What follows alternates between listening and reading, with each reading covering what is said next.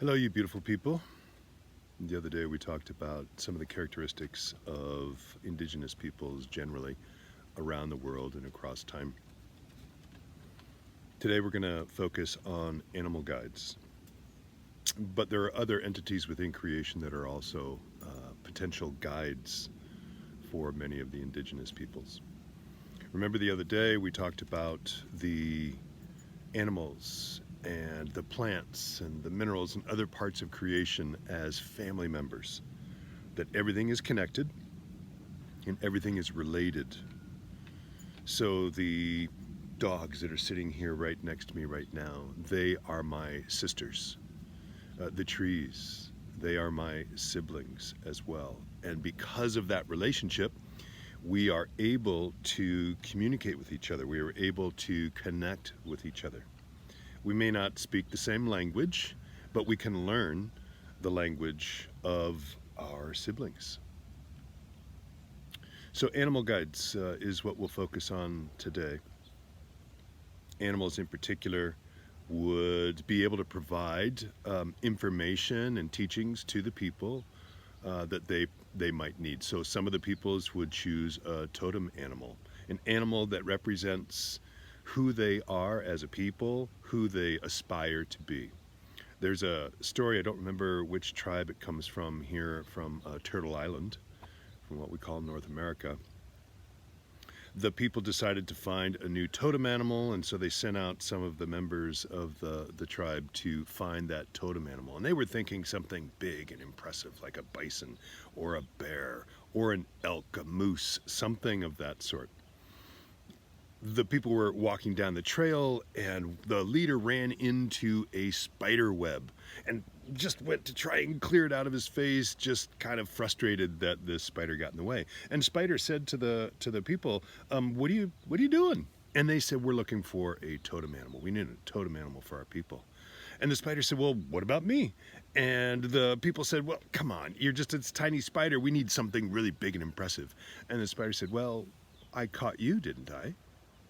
And so the people listened as the spider talked about how spiders connect all things, the web of life, and this strong but malleable material that it uses. And pretty soon they started to see the beauty and the wisdom of the spider, and chose the spider as their emblem, as their totem. So today what I'm going to ask you to do is to consider what animals or what other entities in nature are teachers to you or have been teachers to you. You're going to consider, for instance, animals that have characteristics that are that you see in yourself and you particularly love in yourself. But you might also consider an animal that has a characteristic that scares you, because what we know from psychology is that what we are afraid of, just like what we love, points to some lesson that we can learn about ourselves, that qualities that we possess ourselves.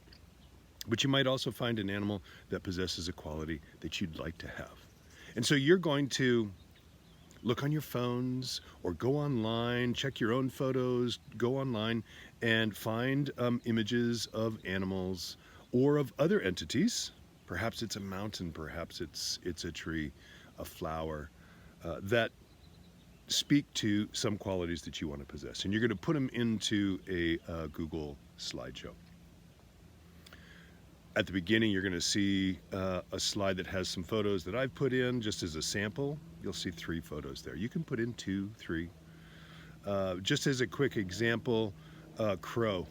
I'm not particularly fond of crows, never have been, but there was a day when crow became my teacher. I learned about the warrior spirit from crow. When I needed to do some important work, some work that was important to me, but other people didn't see it as important, I needed to defend my territory and defend my choice about doing that work. And I stepped outside and I saw these crows trying to drive off a hawk from its territory. And that hawk, talons could have killed those crows, and the crows didn't seem to care. They just kept hounding and pestering this crow or this hawk until it finally flew off and they chased it out of the neighborhood, out of the territory, until I could no longer see them flying. So Crow became my teacher that day, helped me to focus on what I needed to focus on, even though other people didn't see it as important. So what are the animals, what are the other entities that are teachers for you? I invite you to put those into that slide presentation, and then check and see what other folks have put in there. And next time we come together, we'll talk about a couple of the stories that you have to share. Have a great day, folks.